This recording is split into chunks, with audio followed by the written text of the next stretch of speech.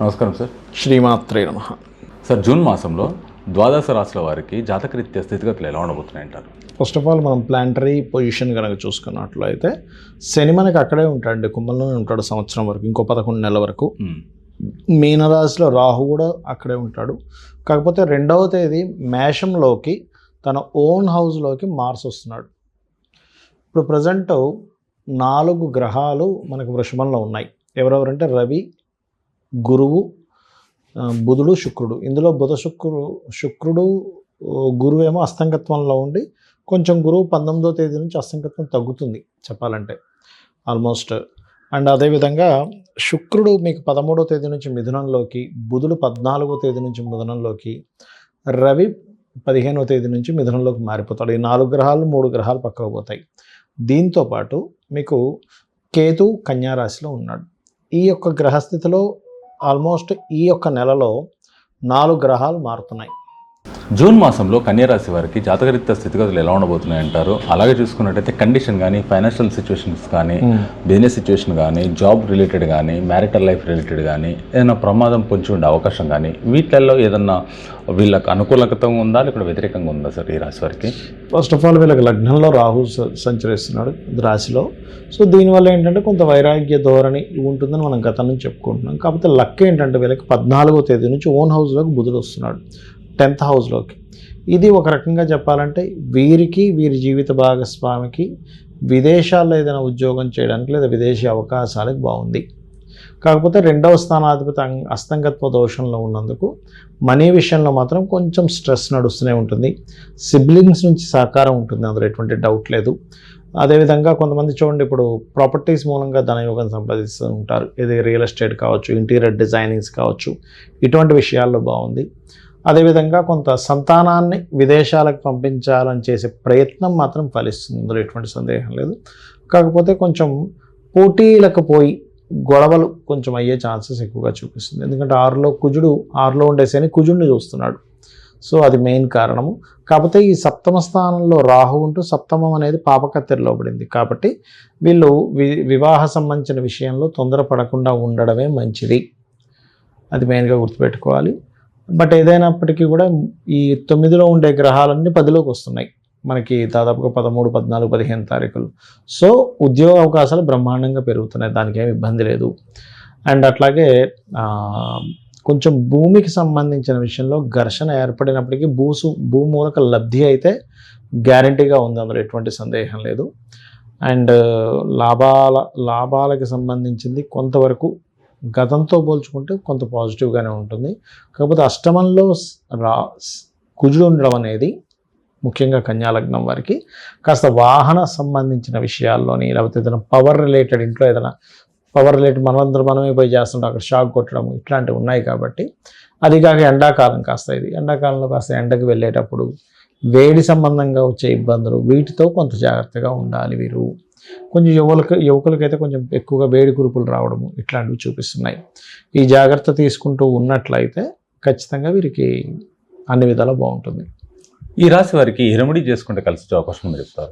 Remedies అంటే ఎక్కువ దుర్గా ఆరాధన, వెంకటేశ్వర స్వామి నామాన్ని, వీలైతే వెంకటేశ్వర స్వామి ఆలయానికి వెళ్ళడం మంచిది. బికాజ్ ఆఫ్ 6లో శని ఉన్నాడు, పూర్వజన్మ కర్మస్థానాన్ని ఇస్తున్నాడు ఆయన.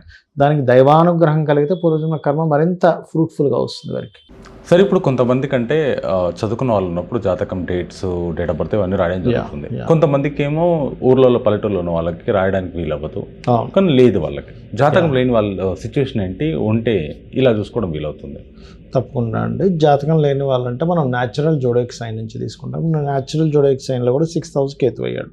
అంటే అందరూ కూడా జాతకం మీద ఏ నక్షత్రము ఏ లగ్నము ఏమి తెలియని వాళ్ళు రెగ్యులర్గా వచ్చే ఆటంకాలకి గణపతి, విష్ణు ఆరాధన చేస్తుండాలి. అయితే ఇందులో సర్వసాధారణంగా ఎలా ఉంటుందంటే, ఇప్పుడు జాతకం లేదు కానీ నాకు జాబ్ రావట్లేదు, అలాంటప్పుడు ఏం చేయండి, గోవుకు బెల్లం తినిపించి ఓం మాణిక్య మకుటాకార జానుద్వై విరాజితాయే నమః అనే మంత్రం రెగ్యులర్గా చేస్తూ ఉంటే జాబ్ వస్తుంది. అట్లా కాకుండా అదే గోవుకి మీకు ఫైనాన్షియల్ క్రైసిస్ ఉంటాయి కొంతమంది, అంటే ఫైనాన్షియల్గా చాలా ఇబ్బంది ఉంటుంది. ఎందుకు అంటే వాళ్ళ పర్సనల్ చార్ట్లో 2nd హౌస్ పాడవుతుంది. వాళ్ళ పర్సనల్ చార్ట్ ఏమో తెలియదు, వాళ్ళకి తెలియనప్పుడు పాడైందా, బాగోలేదా, దశ మారిందా, ఏ అంతర్దశ నడుస్తుందో అర్థం కాదు వాళ్ళకి. అలాంటి వాళ్ళు గోవుకి తీపి చపాతీ అంటారు. అంటే చపాతీ నూనె వేయకుండా కాల్చిన చపాతీకి తేనె పూసి చిన్న చిన్న ముక్కలుగా చేసి గోవుకు తినిపించినట్లయితే అప్పుడు ఏమవుతుందంటే వారికి ఏదైతే వీరికి ఫైనాన్షియల్ ఇబ్బంది ఉందో అది తగ్గుతుంది. అయితే గోవుకు తినిపించిన తర్వాత ఓం సంపత్కరీ సమారూఢ సింధుర వ్రజ సేవితాయ నమః అనే మంత్రం చేస్తూ ఉండాలి. మరి కొంతమందికి వివాహం అవ్వదు. అలాంటి వారు దాదాపుగా అంటే వాళ్ళ జన్మజాతకంలో 7th హౌస్ పాడవుతుందండి. 7th హౌస్ పాడమో, కేతు సంబంధం ఏర్పడమో, అంటే కొన్నిసార్లు ఏమవుతుందంటే ఒక్కొక్క గ్రహం ద్వారా ఒక్కొక్క ఇబ్బంది కలుగుతుంది. కొంతమంది బంధువర్గాల వాళ్ళు ఇబ్బంది పెడతారు, మీరు చూస్తూ ఉండుంటారు. పక్కింట్లో ఉన్నటువంటి వాళ్ళు ఇబ్బంది పెడుతూ ఉంటారు, ఇది మంచి సంబంధం వస్తారా పడనివ్వకుండా. అలాంటప్పుడు ఇంట్లో ఆల్మోస్ట్ నెగటివ్ ఎనర్జీ ఎక్కువ ఫామ్ అవ్వడం వల్ల కూడా అట్లా జరుగుతూ ఉంటుంది. ఇంట్లో కాస్త సాంబ్రాణి వేయడము, చండీ పారాయణం జరిగేలా చేయడము, ఓం కామేశబద్ధ మాంగళ్య సూత్ర శోభిత కందరాయే నమః అనే నామస్మరణ చేయడం మంచిగా పనిచేస్తుంది. అలాగే కొంతమందికి ఎట్లా ఉంటుందంటే వాళ్ళ లగ్నం పాడైపోయినప్పుడు కూడా వాళ్ళకి ఎదుగుదల ఉండదు, ఎన్ని చేస్తున్నా ఎదుగుదల ఉండదు. అలాంటప్పుడు ఏంటంటే వాళ్ళకి 2 రకాల ఇబ్బందులు ఉంటాయి. వాళ్ళ జాతకము బాగోదు, వాళ్ళున్న గృహము బాగోదు. అందుకని ఫస్ట్ వాళ్ళున్న గృహం వాళ్ళ పేరు రీత్యా ఏ డైరెక్షన్లో ఉన్నారు, వర్క్ సెట్ అయిందా లేదా, ఈస్టా వాళ్ళకి వెస్టా, నార్తా, సౌతా. ఎందుకంటే శాస్త్రం ఎక్కడ కూడా మీకు 4 దిశలు మంచివనే చెప్పింది. అంతేగాని ఒక దిశే మంచిది, 2 దిశలే మంచివి, మిగతా 2 దిశలు మంచివి కాదని చెప్పలేదు. పేరు బట్టి వర్క్ ఉంటుంది. దీంతో పాటు ఎందుకంటే కనీసం మీ జాతకం బాగాలేదు, కొంచెం వాస్తుపరంగా మీకు ఏదైనా అసలు సపోర్ట్ దొరికినా బాగుంటుంది. కొంతమందికి గృహం కొనుక్కోవాలని ఉంటుంది సొంతంగా, ఈ రెంటింట్లో ఎన్ని రోజులు ఉంటామని. అలాంటి వాళ్ళు ఓం వదనస్మర మాంగళ్య గృహతోరణ చిల్లికాయే నమః అనే నామస్మరణ చేసుకుంటే బాగుంటుంది.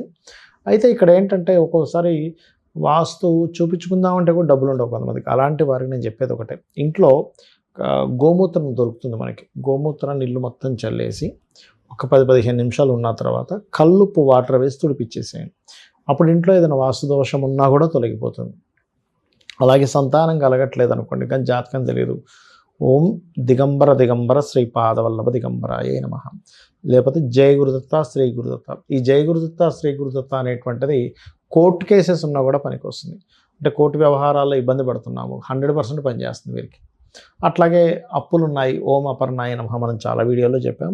కాకపోతే ఇంకా ఎక్కువగా అప్పులు ఉన్నాయి, అసలు తీరట్లేదు, ఆగ్నేయంలో ఒక 2 వాటిల్లో ఇట్లా పెట్టి, అంటే ఉప్పు దీపము అంటారు, ఒక దాంట్లో కల్లుప్పు పూర్తిగా వేసి ఇంకొక కుంది పెట్టి దాంట్లో దీపాన్ని వెలిగిస్తూ ఆగ్నేయముల్లో వెలిగించి ఓం అపర్ణాయ నమః, ఓం సంపత్కరీ సమారూఢ సింధుర వ్రజ సేవితాయ నమః నీ 40 మినిట్స్ చేస్తూ ఉన్నట్లయితే మీకు ఆపర్చునిటీస్ పెరుగుతుంది. మీకు ఫైనాన్షియల్ గ్రోత్ పెరగడం ద్వారా అప్పులు తీరుతాయి. అంటే ఫైనాన్షియల్ గ్రోత్ పెరిగితే అప్పు తీర్చే యోగం వస్తుంది కదా. అట్లా జాబ్స్లో హైక్ అవ్వడం కానీ, బిజినెస్ హైక్ అవ్వడం కానీ, ఇట్లాంటివన్నీ కూడా జరుగుతూ ఉంటాయి.